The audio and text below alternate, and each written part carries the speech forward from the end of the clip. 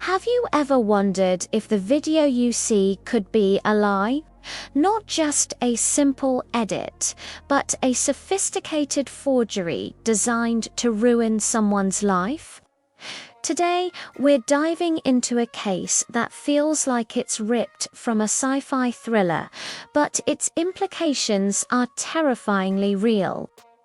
This is the story of Priya Sharma, a software engineer and a fierce privacy advocate. And how the very technology she warned us about was turned against her in a chilling act of digital vengeance. Priya Sharma wasn't just a coder. She was a digital watchdog. Through her widely read reports, she consistently exposed how law enforcement was pushing the boundaries of surveillance, often stepping over the line of constitutional rights. Her work made her a hero to many, but it also made her a major problem for Commander Elias Voss. Voss was the ambitious head of the city's brand-new Aerowatch surveillance unit, a high-tech drone program with a massive budget. To him, Priya wasn't a citizen exercising her rights. She was a direct threat to his career and the future of his prized project. He decided to neutralize her, not with force, but with pixels. The first step was the unauthorized eye. Without a warrant, Voss ordered one of his most advanced drones, a silent, high-resolution model with thermal imaging capabilities, to hover outside Priya's high-rise apartment. For 2 straight days, the drone watched. It recorded hours of mundane, completely innocent footage. Priya making her morning coffee, typing away at her desk, unwinding with a movie at night. This wasn't surveillance, it was digital stalking. But Voss needed a legal excuse, a retroactive justification for his illegal operation. So he fabricated one. He filed a report claiming an anonymous source had identified Priya as the mastermind behind a massive data theft ring. A crime so severe it supposedly required continuous, immediate surveillance. With this manufactured pretext, the foundation for the frame-up was laid. Now, Voss had the raw material, but he needed a masterpiece of deception. He needed what would look like irrefutable visual evidence. He and his team embarked on a high-tech forgery, a process we'll call the digital fabrication. First, they combed through the hours of footage from Priya's apartment and selected the perfect frame. A clear thermal image of her working at her desk. Why thermal? Because it captures a person's unique heat signature and silhouette, making it seem incredibly specific and hard to dispute. This image of Priya captured innocently in her own home would become the centerpiece of their lie. Next came the stage. 15 miles away from Priya's apartment, Voss's team set up a fake crime scene on a generic commercial street.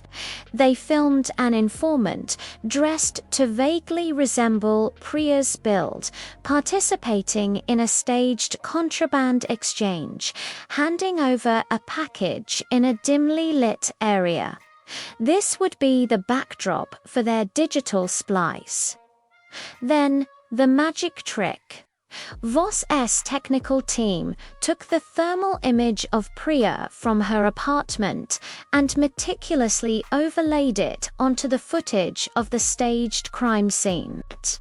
They blended it seamlessly, making it appear as if Priya herself was the figure in the video right there on that street corner. But the visual overlay was only half the battle.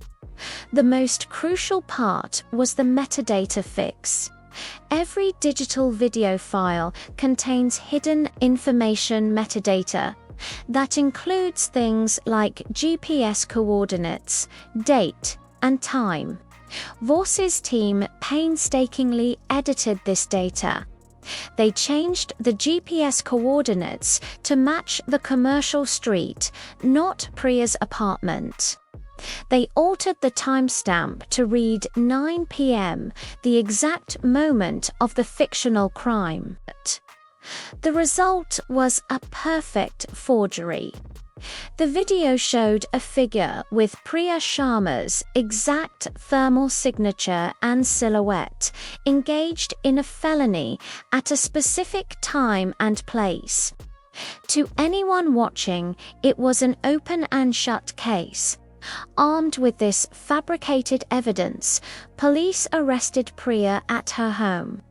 She was charged with felony conspiracy and possession of stolen goods, facing years in prison based on a complete and utter lie. The system that was meant to protect her was now being used to crush her. Priya was in shock, but she was a fighter.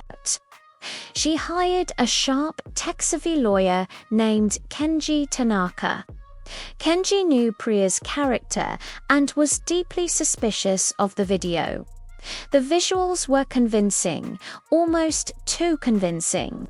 He suspected a deep fake, but proving it seemed impossible. Attacking the video file itself would be a dead end. Voss's team had covered their digital tracks. So Kenji took a brilliant and unconventional approach. He decided to ignore the video and focus on the hardware that recorded the drone itself. This led to what we'll call the black box revelation. Kenji subpoenaed the drone's internal flight telemetry log. Crucially, he didn't request it from the police department's servers, which could have been altered. Instead, he went directly to the drone's manufacturer. This internal log, often called a drone's black box, contains raw, immutable data that is almost impossible to tamper with. It records the drone's exact GPS coordinates every fraction of a second, its altitude, its flight path, and the precise angle of its camera for every single frame it records. This was the objective truth, untainted by Voss's manipulations. The forensic analysis of the flight log began, and the lies started to unravel immediately. First was the coordinate discrepancy. The log showed that at 9 p.m., the exact time of the supposed crime, the drone, SGP's coordinates placed it directly above Priya's apartment building, 15 miles away from the commercial street where the crime was supposedly filmed. The drone wasn't even in the right part of the city. This single piece of data proved that the video's internal metadata, which claimed the drone was at the crime scene, was a fabrication. But Kenji didn't stop there. He wanted to make the case airtight. The next piece of evidence was the angle proof. The flight log revealed that at 9 p.m., the drone's camera was tilted at a downward-sloping 45-degree angle. This angle was perfectly consistent with a drone hovering high in the air and looking down into a high-rise apartment window, exactly what it was doing. It was completely inconsistent with the wide-level camera sweep needed to film the street-level exchange shown in the fabricated video. The footage was not just a lie, it was a physical and mathematical impossibility. The drone's own black box had become the star witness against its operators. The unedited telemetry log was the smoking gun. It was cold, hard, objective evidence that dismantled the prosecution's entire case. It proved, beyond any doubt, that the video presented as evidence was a high-tech splice maliciously created for the sole purpose of framing an innocent woman. The justice system, which had been so quick to condemn Priya, now had to face the consequences of being deceived. The fallout was swift and severe. The charges against Priya Sharma were immediately dismissed. Commander Elias Voss, the architect of the entire scheme, was fired. He was subsequently tried and convicted of tampering with evidence and felony perjury. Given the egregious nature of the digital fabrication and the abuse of his authority, he received the maximum possible sentence. But Priya's fight wasn't over. She received a massive civil settlement from the city for the violation of her rights and the damage to her reputation. And in a true act of turning pain into purpose, she used those funds to establish the nation's first digital integrity lab. This non-profit organization is now dedicated to auditing government video and surveillance footage, hunting for the very kind of manipulation that was used against her. Her case also forced systemic change. The city was compelled to dismantle the Error Watch program entirely. New laws were passed, mandating that all surveillance drone hardware and flight data must undergo mandatory third-party audits before any footage can be used as evidence in court. This ensures that officers can no longer hide behind digital lies. Priya Sharma's story is a stark warning. As technology becomes more powerful, the potential for its abuse grows exponentially. It reminds us that we must always question what we see and demand accountability from those in power. Her victory wasn't just for herself. It was a victory for truth and for the integrity of justice in the digital age.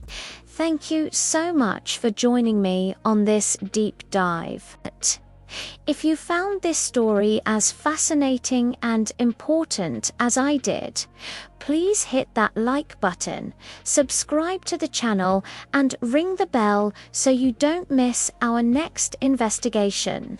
Let me know in the comments what you think about this case and the future of digital evidence. Stay curious and stay safe.